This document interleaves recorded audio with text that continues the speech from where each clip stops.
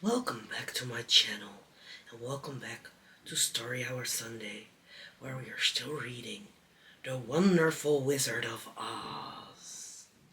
Chapter 5. The Rescue of the Tin Woodsman. When Dorothy awoke, the sun was shining through the trees, and Toto had long been out chasing birds around him and squirrels. She sat up and looked around her. There was the Scarecrow, still standing patiently in his corner, waiting for her. "We must go and search for water," she said to him. "Why do you want water?" he asked. "To wash my face clean after the dust of the road, and to drink, so the dry bread will not stick in my throat." "It must be inconvenient to be made of flesh," said the Scarecrow thoughtfully, "for you must sleep and eat and drink. However, you have brains, and it is worth a lot of bother to be able to think properly." They left the cottage and walked through the trees until they found a little spring of clear water, where Dorothy drank and bathed and ate her breakfast. She saw there was not much bread left in the basket, and the girl was thankful the Scarecrow did not have to eat anything, for there was scarcely enough for herself and Toto for the day. When she had finished her meal and was about to go back to the road of yellow brick, she was startled to hear a deep groan nearby. "Arrgh." "What was that?" she asked timidly. "I cannot imagine," replied the Scarecrow, "but we can go and see." Just then another groan reached their ears, and the sound seemed to come from behind them. They turned and walked through the forest a few steps, when Dorothy discovered something shining in a ray of sunshine that fell between the trees. She ran to the place and then stopped short, with a little cry of surprise. "Huh!" One of the big trees had been partly chopped through, and standing beside it, with an uplifted axe in his hands, was a man made entirely of tin. His head and arms and legs were jointed upon his body, but he stood perfectly motionless, as if he could not stir at all. Dorothy looked at him in amazement, and so did the Scarecrow, while Toto barked sharply and made a snap at the tin legs, which hurt his teeth. "Did you groan?" asked Dorothy. "Yes," answered the Tin Man, "I did. I've been groaning for more than a year, and no one has ever heard me before or come to help me." "What can I do for you?" she inquired softly, for she was moved by the sad voice in which the man spoke. "Get an oil can and oil my joints," he answered. "They are rusted so badly that I cannot move them at all. If I am well oiled, I shall soon be all right again. You will find an oil can on a shelf in my cottage." Dorothy at once ran back to the cottage and found the oil can, and then she returned and asked anxiously, "Where are your joints?" "Oil my neck first," replied the Tin Woodsman.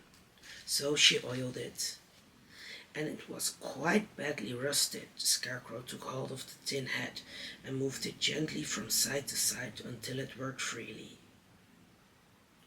And then the man could turn it himself.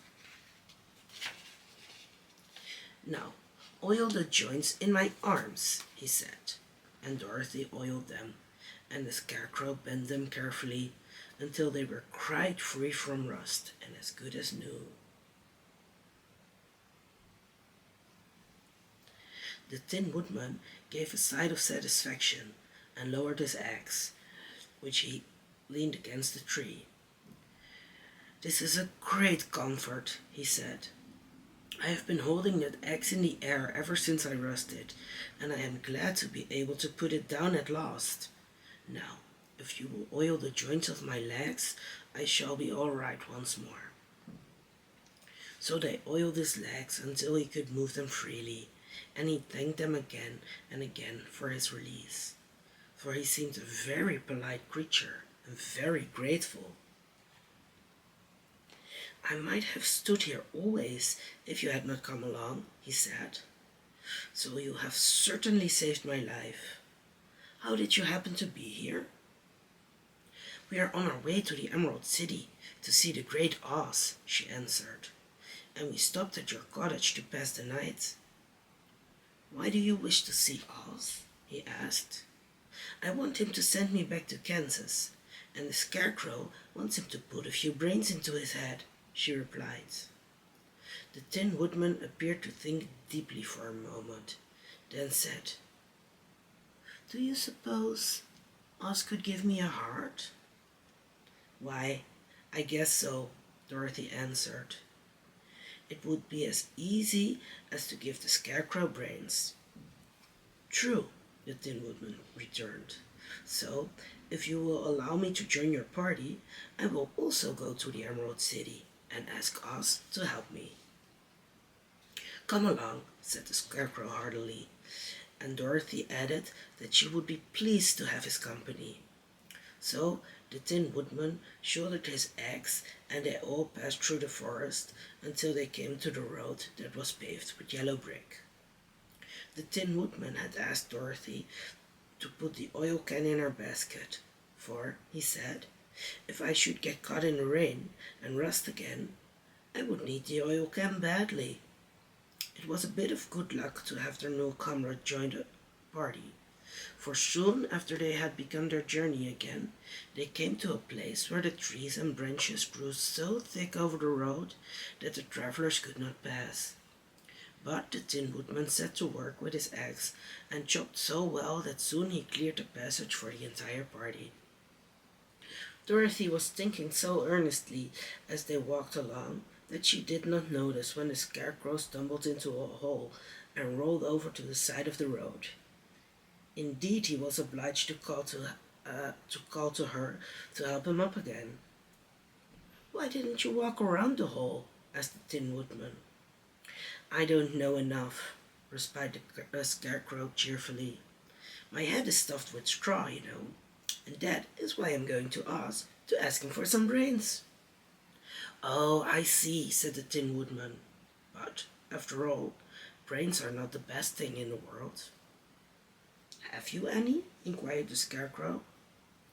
No, my head is quite empty, answered the Woodman. But once I had brains, and a heart also. So having tried them both, I should much rather have a heart. And why is that? Asked the Scarecrow. I will tell you my story, and then you will know. So, while they were walking through the forest, the Tin Woodman told the following story. I was born the son of a woodman who chopped down trees in the forest and sold the wood for a living. When I grew up, I too became a woodchopper, and after my father died, I took care of my old mother as long as she lived. Then I made up my mind that instead of living alone, I would marry, so that I might not become lonely. There was one of the Munchkin girls who was so beautiful that I soon grew to love her with all my heart. She, on her part, promised to marry me as soon as I could earn enough money to build a better house for her. So I set to work harder than ever, but the girl lived with an old woman who did not want her to marry anyone, for she was so lazy she wished the girl to remain with her and do the cooking and the housework. So the old woman went to the Wicked Witch of the East and promised her 2 sheep and a cow if she would prevent the marriage. Thereupon the Wicked Witch enchanted my axe, and when I was chopping away at my best one day, for I was anxious to get the new house and my wife as soon as possible, the axe slipped all at once and cut off my left leg. This at first seemed a great misfortune, for I knew a one-legged man could not do very well as a woodchopper. So I went to a tinsmith and had him make me a new leg out of tin. The leg worked very well once I was used to it. But my action angered the wicked witch of the east, for she had promised the old woman I should not marry the pretty Munchkin girl. When I began chopping again, my axe slipped and cut off my right leg. Again, I went to the tinsmith, and again he made me a leg out of tin. After this, the enchanted axe cut off my arms, one after the other. But, nothing daunted, I had them replaced with tin ones. The wicked witch then made the axe slip and cut off my head. And at first I thought that was the end of me. But the tinsmith happened to come along, and he made me a new head out of tin. I thought I had beaten the wicked witch then, and I worked harder than ever. But I little knew how cruel my enemy would be. She thought of a new way to kill my love for the beautiful Munchkin maiden, and made my axe slip again, so that it cut right through my body, splitting me into two halves. Once more the tinsmith came to my help, and made me a body of tin, fastening my tin arms and legs and head to it, by means of joints, so that I could move around as well as ever. But alas, I had now no heart, so that I lost all my love for the Munchkin girl, and did not care whether I married her or not. I suppose she is still living with the old woman, waiting for me to come after her. My body shone so brightly in the sun that I felt very proud of it, and it did not matter now if my axe slipped, for it could not cut me. There was only one danger, that my joints would rust. But I kept an oil can in my cottage and took care to oil myself whenever I needed it. However, there came a day when I forgot to do this, and, being caught in a rainstorm, before I thought of the danger my joints had rusted, and I was left to stand in the woods until you came to help me. It was a terrible thing to undergo, but during the year I stood there, I had time to think that the greatest loss I had known was the loss of my heart. While I was in love, I was the happiest man on earth, but no one can love who has not a heart. And so I am resolved to ask Oz to give me one. If he does, I will go back to the Munchkin maiden and marry her. Both Dorothy and the Scarecrow had been greatly interested in the story of the Tin Woodman, and now they knew why he was so anxious to get a new heart. All the same, said the Scarecrow, I shall ask for brains instead of a heart, for a fool would not know what to do with a heart if he had one. I shall take the heart, returned the Tin Woodman, for brains do not make one happy, and happiness is the best thing in the world. Dorothy did not say anything, for she was puzzled to know which of her two friends was right, and she decided if she could only get back to Kansas and Aunt Em, it did not matter so much whether the Woodman had no brains and the Scarecrow no heart, or each got what he wanted.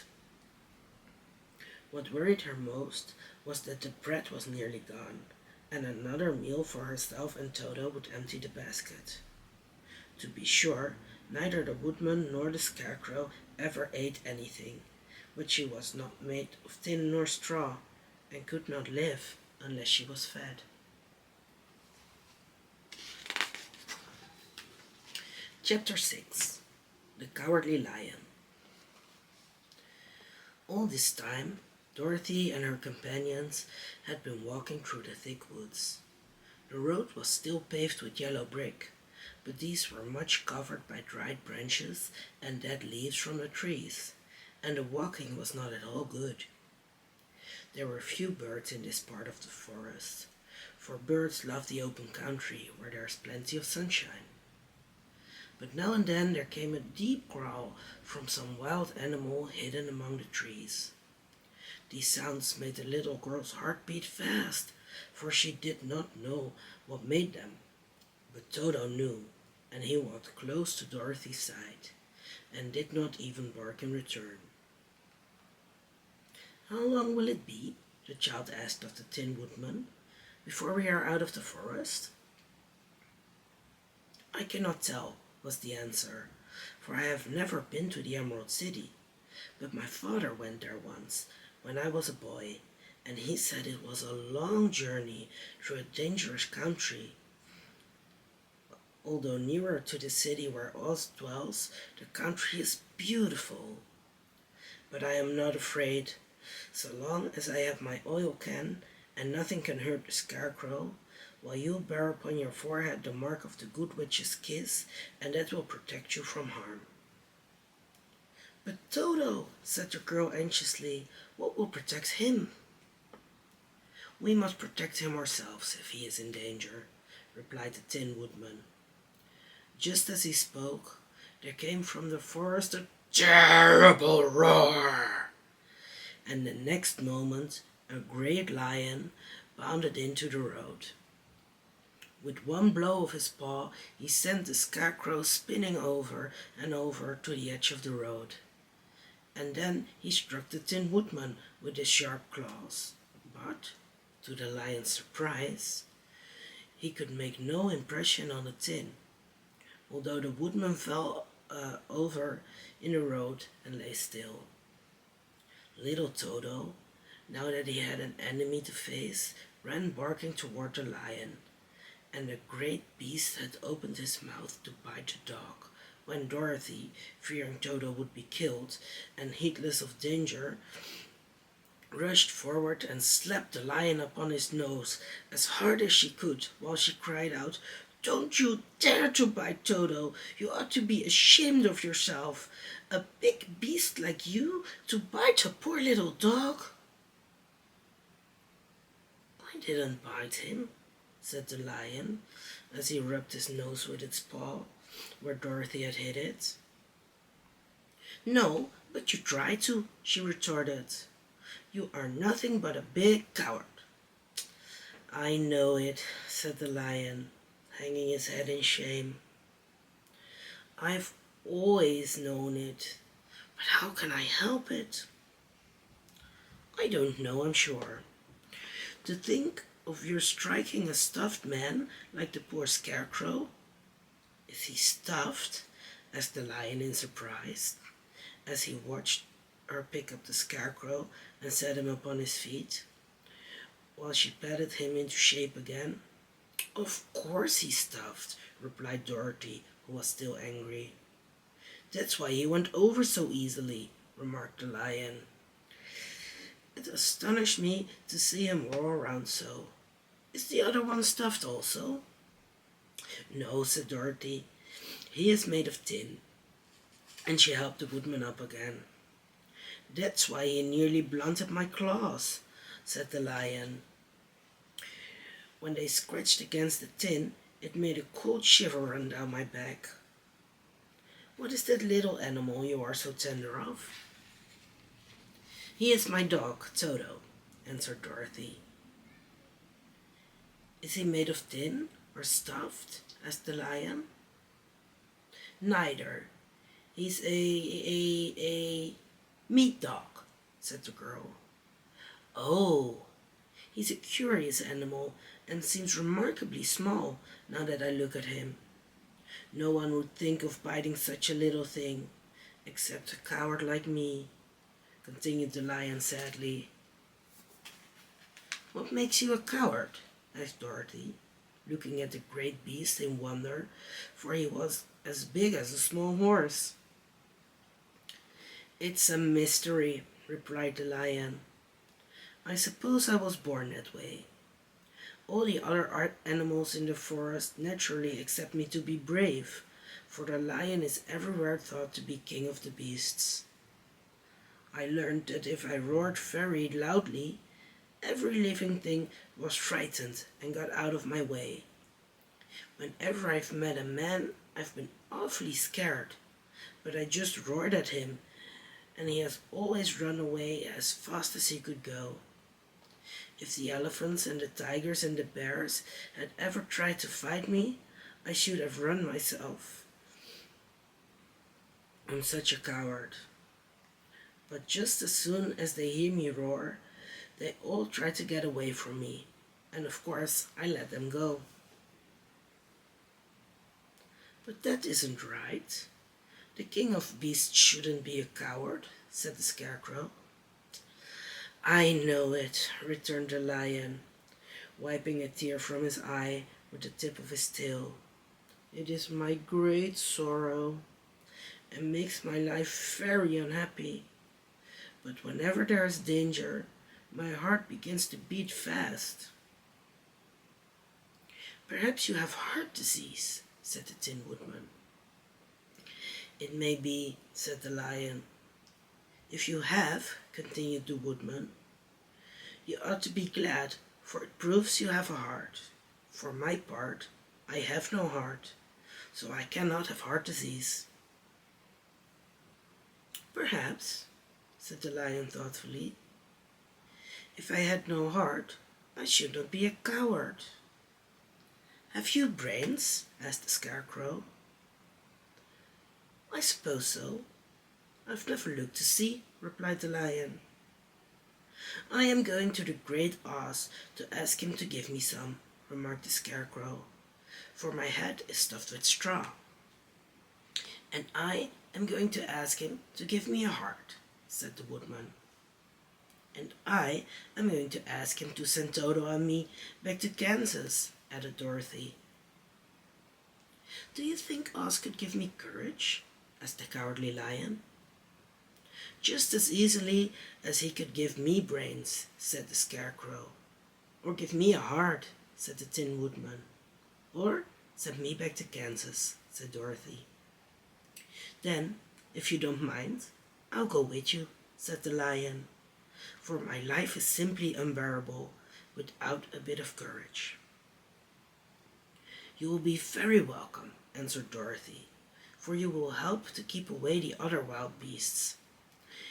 It seems to me they must be more cowardly than you are, if they allow you to scare them so easily.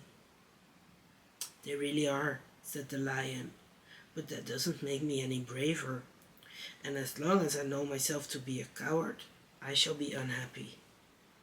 So, once more the little company set off upon the journey, the lion walking with stately strides at Dorothy's side. Toto did not approve of this new comrade at first, for he could not forget how nearly he had been crushed between the lion's great jaws. But after a time he became more at ease, and presently Toto and the cowardly lion had grown to be good friends. During the rest of that day there was no other adventure to mar the peace of their journey. Once indeed the Tin Woodman stepped upon a beetle that was crawling along the road and killed the poor little thing. That made the Tin Woodman very unhappy, for he was always careful not to hurt any living creature. And as he walked along, he wept several tears of sorrow and regret. These tears ran slowly down his face and over the hinges of his jaw, and there they rested.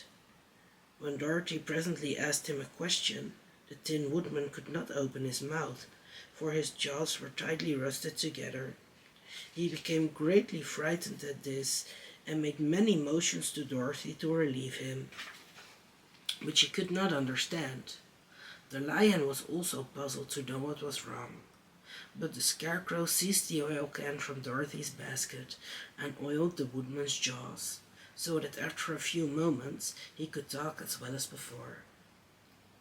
This will serve me a lesson, said he, to look where I step, for if I should kill another bug or beetle, I should surely cry again, and crying rusts my jaws so that I cannot speak. Thereafter he walked very carefully, with his eyes on the road, and when he saw a tiny ant toiling by, he would step over it so as not to harm it. The Tin Woodman knew very well he had no heart, and therefore he took great care never to be cruel or unkind to anything. You people with hearts, he said, have something to guide you, and need never do wrong. But I have no heart, and so I must be very careful. When Oz gives me a heart, of course I needn't mind so much. Thank you for listening. Thank you for watching. Make sure to come back next week for the following chapters of the wonderful Wizard of Oz. I post these story hour videos every Sunday at 8 p.m. Central European Time. I post other longer videos every Thursday and shorts and other posts during the rest of the week. So have a look around and enjoy. And as always, until next time. And don't forget to like and subscribe. Bye.